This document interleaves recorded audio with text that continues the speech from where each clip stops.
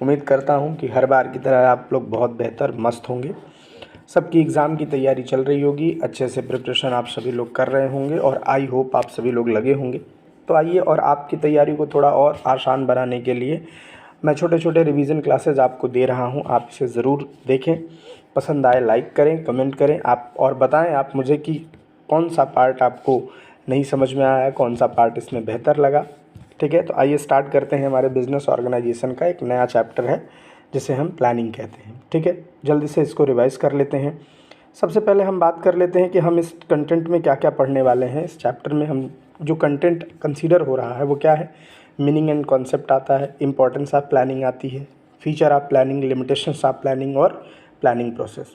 देखिए, अगर आप कहीं एग्ज़ाम के पॉइंट ऑफ व्यू से तैयार कर रहे हैं तो ध्यान रखिए कि इन सब चैप्टर में से यानी जो प्लानिंग के जो चैप्टर हैं, ख़ासतौर से planning, organizing, staffing, directing, controlling, जो ये सब चैप्टर हैं इसमें से एमसीक्यू जो बनते हैं वो आपके फीचर्स, लिमिटेशन और इम्पोर्टेंस तीनों को ध्यान में रख कर बनाया जाता है। मैं चर्चा भी करूँगा।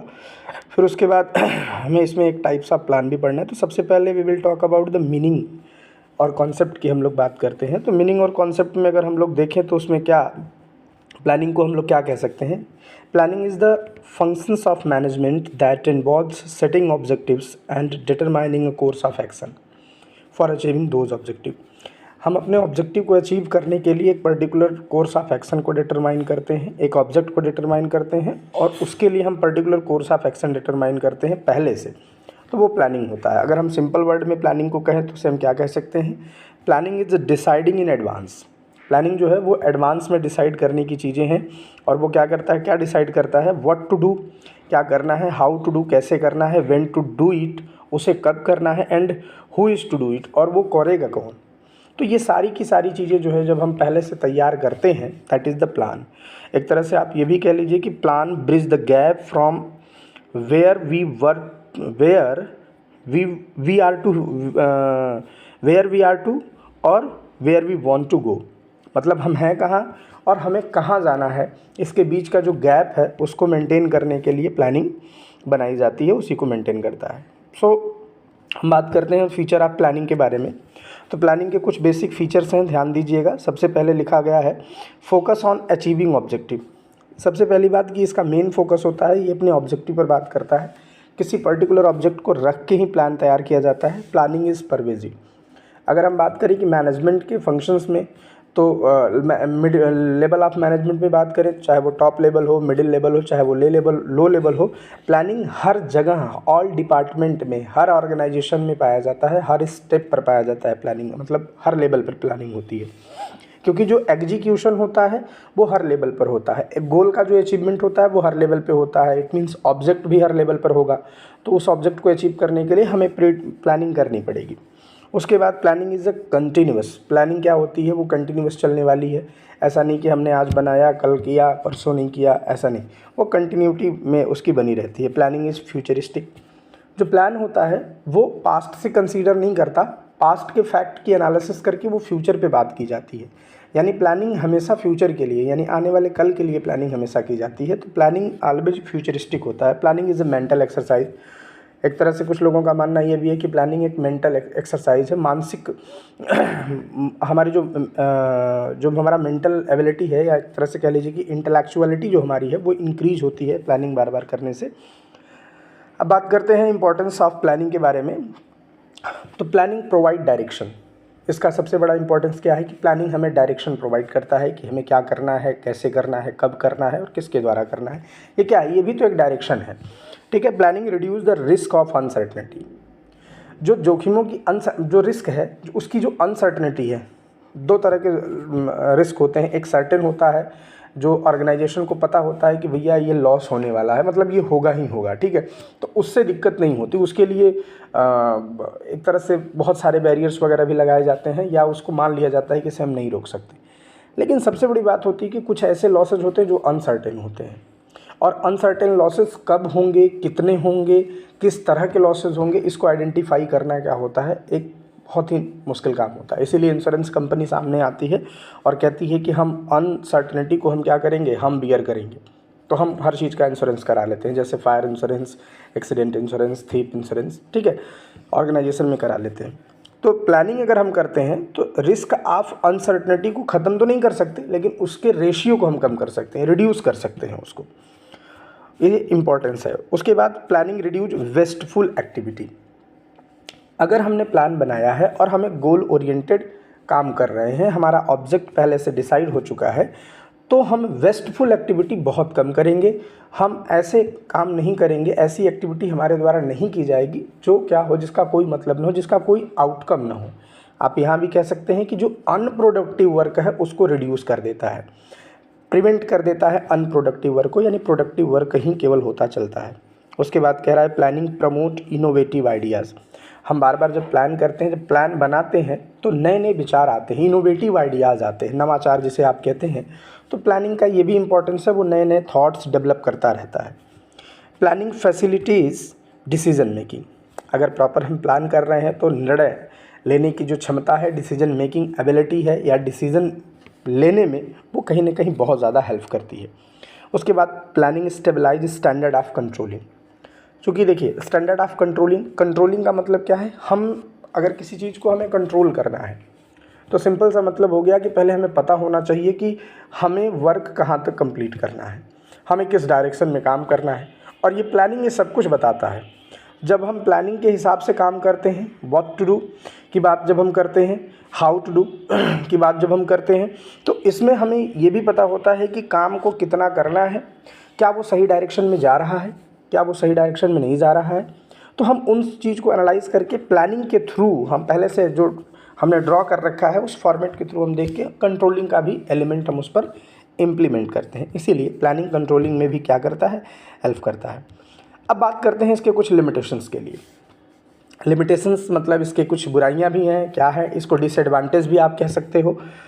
तो प्लानिंग के डिसएडवांटेज की बात करते हैं। Planning leads to rigidity.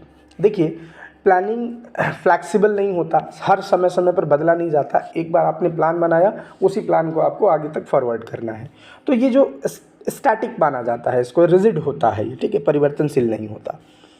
फिर दूसरा कहा गया कि प्लानिंग में not work in a dynamic environment. अगर इन्वायरमेंट बहुत चेंज हो रहा है, जैसे आपने एक फ्री इन्वायरमेंट के अकॉर्डिंग आपने बनाया, अभी प्लानिंग आपने बनाया, एकाएक इन्वायरमेंटल कोई इशू आ गया, इन्वायरमेंटल इशू जैसे कोई पॉलिटिकल पार्टीज़ में कोई चेंजेज हुआ जिसकी वजह से ढेर सारी पॉलिसीज़ बदल गई, गवर्नमेंट चेंज हुआ, पॉलिसीज़ बदल गई, या लॉ एंड ऑर्डर में कोई चेंजेज आ गए, कोई हमारे सर्कुलेशन में चेंजेज आ गए। तो जब हमारा इन्वायरमेंट बहुत डायनेमिक है, बहुत चेंजेबल है, बहुत परिवर्तनशील होता है, तो वहाँ पर प्लानिंग का जो हम जिस ऑब्जेक्ट से जो प्लान हम बनाते हैं वो एग्जिस्ट नहीं कर पाता।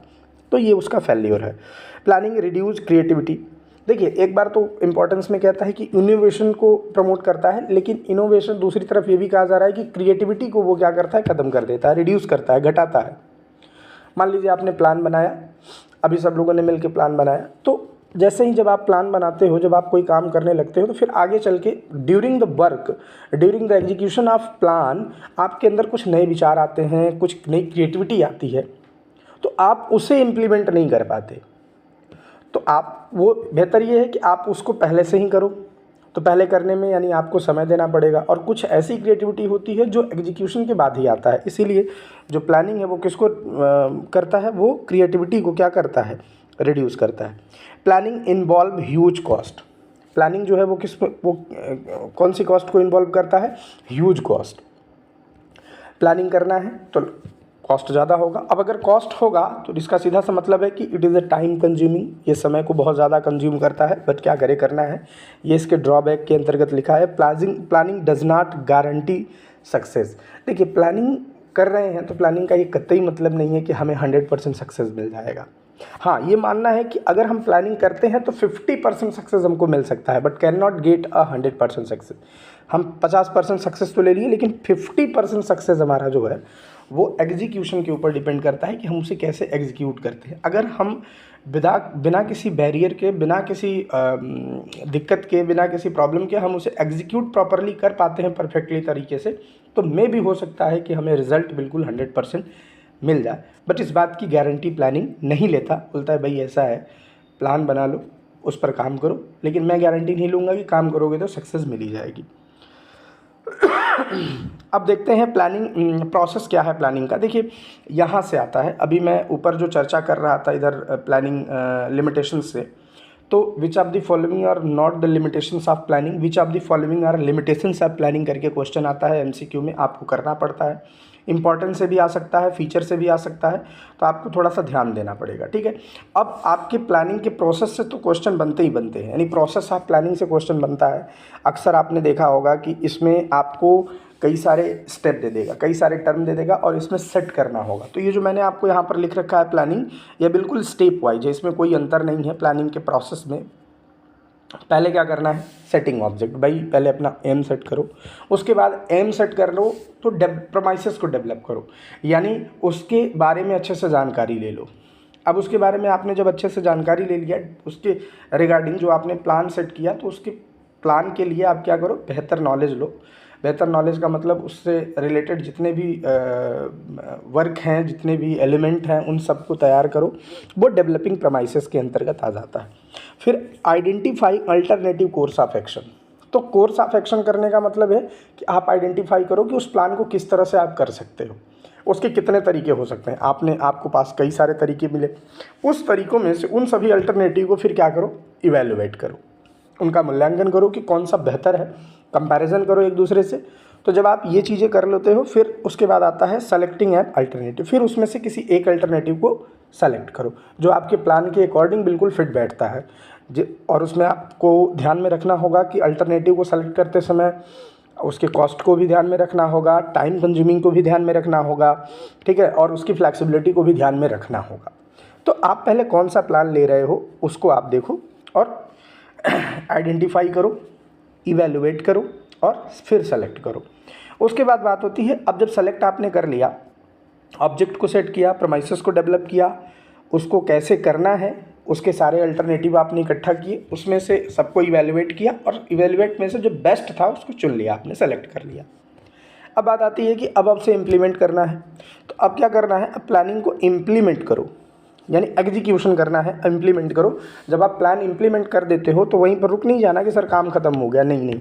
उसके बाद एक स्टेप और होता है, टाइम टू टाइम उसको फॉलो टू एक्शन में लो, जिसे फॉलो अप कहते हैं। बार बार उसको देखो कि भाई क्या, जिस तरह से हमने ऑब्जेक्ट जो हमने बनाया था, जिस तरह से हमें अप्लीकेबल करना चाहिए, क्या वो उसी तरह से अप्लीकेबल हो रहा है या नहीं हो रहा है।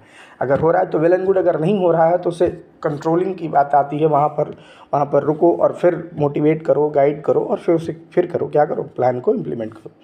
तो ये जो आपका प्लानिंग प्रोमाइसेस है, प्रोसेस ऑफ प्लानिंग है, उसमें आप एक बार फिर से देख लो कि पहले प्रोसेस में क्या होगा। सबसे पहले सेटिंग ऑब्जेक्ट को सेट करना है, प्रमाइसेस को डेवलप करना है, identify alternative course of action करना है, इवेलुएटिंग अल्टरनेटिव कोर्सेस है, सेलेक्टिंग एन अल्टरनेटिव है, implement the plan and follow to action. ये सारी चीज़ें इसके अंतर्गत आएंगी। एंड लास्ट टॉपिक है क्या, टाइप्स ऑफ प्लान। देखिए बहुत सारे टाइप्स के प्लान होते हैं कि प्लान जो बनता है वो किस तरह का बनता है। पहला ऑब्जेक्टिव प्लान होता है, यानी अगर हम किसी गोल ओरिएंटेड किसी ऑब्जेक्ट को लेकर ध्यान में रखते हैं तो वो जो प्लान है that is the objective. Strategy कोई बना रहा है, कोई रणनीति तरीके की चीज़ें बना रहे हैं किसी पर्टिकुलर पॉइंट ऑफ टाइम में, दैट इज़ द प्लान। उसके बाद पॉलिसी भी एक तरह का प्लान है, प्रोग्राम्स वगैरह जो फंक्शन वगैरह होते हैं वो भी एक तरह के प्लान है, रूल्स किसी पर्टिकुलर चीज़ों के लिए एग्जीक्यूट करने के लिए आपने प्रॉपर रूल्स बना रखे हैं, उसी रूल्स के अकॉर्डिंग वो चीज़ें इंप्लीमेंट हो रही हैं, that is also plan. Procedure, बहुत सारे ऐसे प्रोसीजर हैं जिसे आप प्रोसेस कहते हैं, पर्टिकुलर स्टेप के थ्रू होकर वो गुजर रही हैं, तो वो भी एक प्लान है। सिंगल यूज़ प्लान, जो सिंगल यूज़ मतलब सिर्फ एक बार यूज़ होने वाला प्लान है, तो वो भी सिंगल यूज़ प्लान है। स्टैंडिंग प्लान या स्टैंडर्ड प्लान भी कहते हैं इसको। स्टैंडिंग प्लान का मतलब होता है जिनको हम हर समय इस्तेमाल कर सकते हैं, मतलब एक से ज़्यादा टाइम जब हम इस्तेमाल कर सकते हैं, that is the standing plan. Budget, अभी जो हमारा निर्मला सीतारमण जी ने 2022-23 का जो बजट दिया वो भी एक तरह से प्लान है। उसमें क्या है, वो फ्यूचर के बारे में बात कर रही हैं कि हम अपने फ्यूचर में सरकार अपने खर्चों को किस तरह से डिस्ट्रीब्यूट करेगी उसके बारे में बात हो रही है, और सरकार उन इनकम को कहाँ से रिसीव करने वाली है उसके बारे में बात होगी बजट में। तो बजट भी एक तरह का क्या है, प्लान है। जैसे घर में भी लोग अपना बजट तैयार करते हैं, कंपनी भी अपना बजट तैयार करती है, तो वो भी प्लान है। एंड मेथड, ये भी एक तरह का प्लान है। तो एक तरह से देखा जाए तो टाइप्स ऑफ प्लान ये बहुत ज़्यादा इंपॉर्टेंट नहीं है, लेकिन आ सकता है कि ऑप्शनल में भी आ सकता है और लिखने के लिए भी आ सकता है कि प्लान के 4 टाइप्स लिखो। ठीक है। किसी 4 टाइप्स ऑफ प्लान को कंसीडर करो तो थोड़ा सा इसमें ध्यान देने की ज़रूरत है। MCQ बनने के इससे ज़्यादा चांसेस रहते हैं, ठीक है। आई होप आप लोगों को समझ में आया होगा। मैंने बहुत जल्दी में थोड़ा थोड़ा करके प्रयास किया है। मैं इस पॉइंट से वीडियो बना रहा हूँ ताकि कि आप लोगों ने पढ़ लिया है और बस केवल आपकी चीज़ों को रिवाइज़ कर रहा हूँ, और आप ज़रूर इसको देखें और जहाँ कमी हो ज़रूर आप मुझे बताएं। मैं अगली बार फिर उसे इम्प्रूव करने की कोशिश करूँगा। आपको बेहतर तरीके से विजुअलाइज़ हो पा रहा है या नहीं। अगर हो पा रहा है तो वेल एंड गुड, नहीं हो पा रहा है तो आप मुझे ज़रूर कमेंट करके बताएं कि कहाँ पर दिक्कत आ रही है, मैं इसमें सुधार करूँगा। एंड वन मोर थिंग कि रिवीज़न है, रिवीज़न का मतलब सिर्फ देखना होता है, इसीलिए शॉर्ट टाइम में रिवीज़न बनाया जा रहा है। तो रिवाइज़ करने का मतलब आप इसको सरसरी निगाह से कहीं भी बैठे हो तो आराम से इसे देख के क्या कर सकते हो, आप इसे तैयार कर सकते हो। ओके, चलते हैं। Thank you.